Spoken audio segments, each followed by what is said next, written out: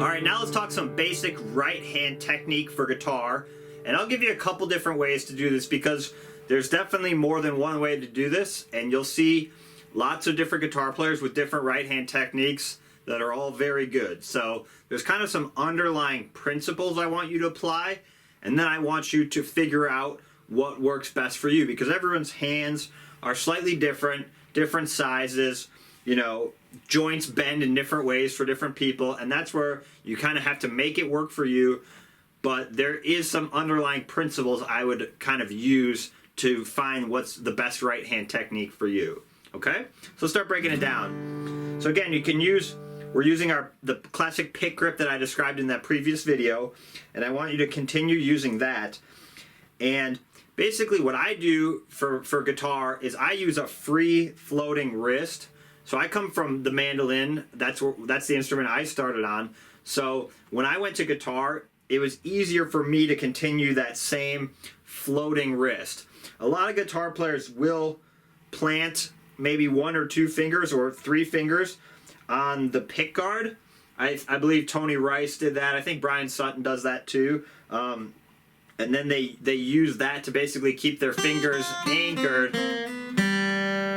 And for whatever reason, that just never felt as comfortable for me. I'm not saying it's the wrong technique to use. A lot of guitar players do that, and it works really well for them. I come from the mandolin world, and there are a lot of guitar players that play with more of a floating wrist as well. A great guitar player, David Greer, has more of a floating wrist. Molly Tuttle, another really great bluegrass guitar player, uses more of a floating wrist as well.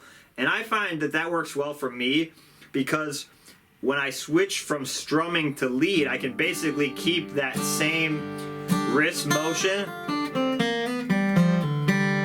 I don't have to switch between planting and then not planting for strumming. And I don't know, for whatever reason, again, I think because I came from mandolin world, that just doing the floating wrist works better for me. So that's what I recommend, at least, or what I would recommend rather is experiment between the two and then see what works best for you. But I use the weight of my wrist to drive through the strings, and I'm playing same motion whether I'm doing down or up strokes. Basically, a good tip is on your down strokes, you're kind of pushing with your thumb, and your index finger of your right hand is kind of stopping the motion. So it's the kind of the contrast of those two. So your thumb is pushing down, and then your index finger is kind of what stops the pick. And then it's the opposite on the upstrokes. Your index finger of your right hand is kind of leading the motion, and then your thumb is what stops it. So what you can do is start by just doing, you know, a down on all the strings if you're really just an absolute beginner. You can also practice resting on the string below it too.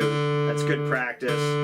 Basically, that helps you train to not go a lot further than you need to, right? Because, you know, unless you're doing like a windmill strum in rock and roll, you really don't need to.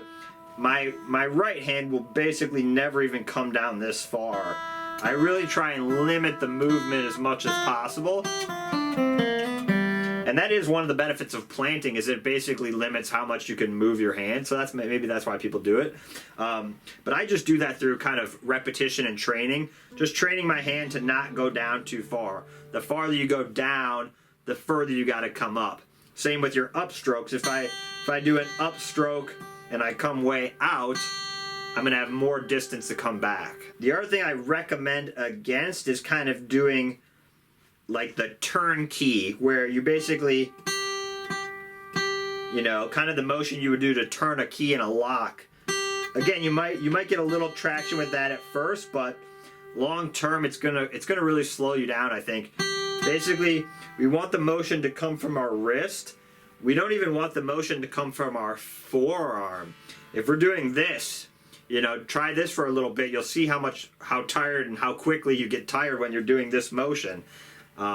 If you're just using your wrist, that's how you can do that motion with the least amount of effort. A good kind of metaphor that I heard David Grisman, a great mandolin player, said is basically kind of pretend that you have some water on your fingers and you're kind of flicking it off. that's a good motion to kind of how you want to do the right hand technique. So again, the next thing you can do is you can start by doing all downs. The other thing you can do is start doing your down up picking. So I'm applying that same motion whether I'm doing down up strumming or if I'm doing down ups on a single note. I really want to keep that the same so I can fluidly transfer between strumming and lead, because that's really common, especially in bluegrass. I might play some chords and then do a little lick and then go right back to chords, and it's very fluid motion. So again, I don't want to be constantly switching right hand positions or pick grips. I really want to keep that motion the same, whether I'm doing down up picking on a single string, just downs, or down up strumming or downs. I really want to keep that motion the same. Okay? So that's some basics for the right hand technique. I think the biggest thing with right hand technique is two things. Is working on your accuracy, which takes time. You know, when your brain says hit a certain string, you need your hand to actually do it. So you can do those kind of right hand drills.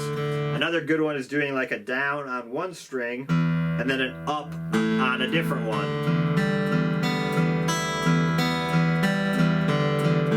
Or you could do the opposite, a down and then an up on a string below it.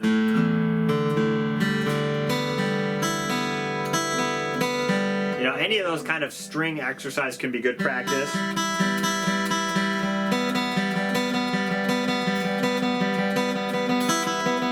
You know, and then the other thing, so the first thing is accuracy, and then the second thing is staying relaxed. So those are really the two big things I think you have to worry about with your right hand technique.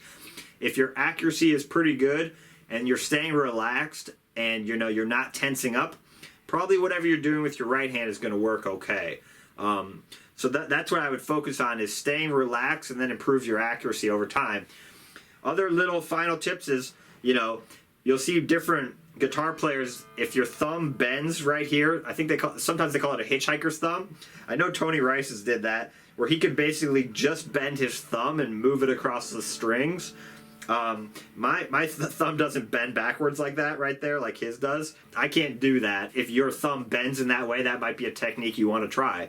Again, my point of this right hand video is that there's principles, staying relaxed, getting good tone. You can get to that end game in different ways depending on your own personal, you know, physical benefits and limitations. So just keep experimenting with your right hand technique. Keep following the process of, am I getting a better sound when I do it this way or I do it a different way? Which is the better sound, and which one is helping me stay relaxed? As long as you follow those two principles, you know, you're always trying to reduce your tension and get as much, you know, good tone as possible. You'll naturally gravitate toward a right hand technique that works for you. All right, lastly, one more little tip with the right hand technique is basically you can use your forearm up here. Some people have an armrest up here, I don't, but basically what you can do is use your forearm, put a little pressure, and that can help you hold the guitar against your body. And that's something, we'll talk about this on the how to hold the guitar lesson, but basically we don't want to be holding the guitar at all with our left hand. So we need to use a little bit of kind of our knee, but also our forearm is one of the angles and the pressure points that we can use to basically keep the guitar against our body. So I'm doing a little bit of this occasionally, especially if I don't have a strap. And just know that you want to basically keep your arm planted up here. You know, I'm not above the guitar like that. It's totally fine to rest your arm, especially if you have a big dreadnought guitar like this. If you have a sloped shoulder or something, or a smaller body guitar, you might need to do it a little bit different, but that is how I do the forearm rest on the guitar. And that, again, allows me to just use my wrist, which we were talking about earlier. One other final thing with the right hand technique is you can experiment with the tone. So basically, playing way back by the bridge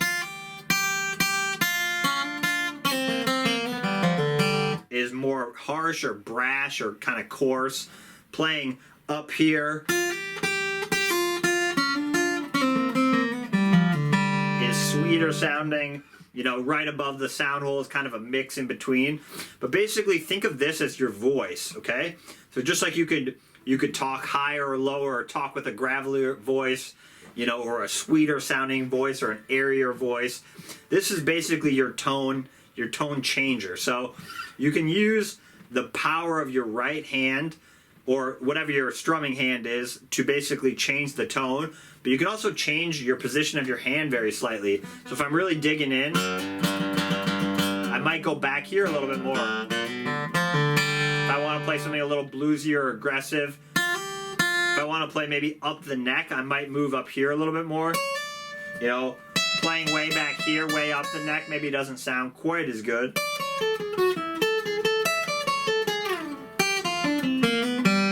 So again, you can really move your hand around, and you'll see good guitar players do that.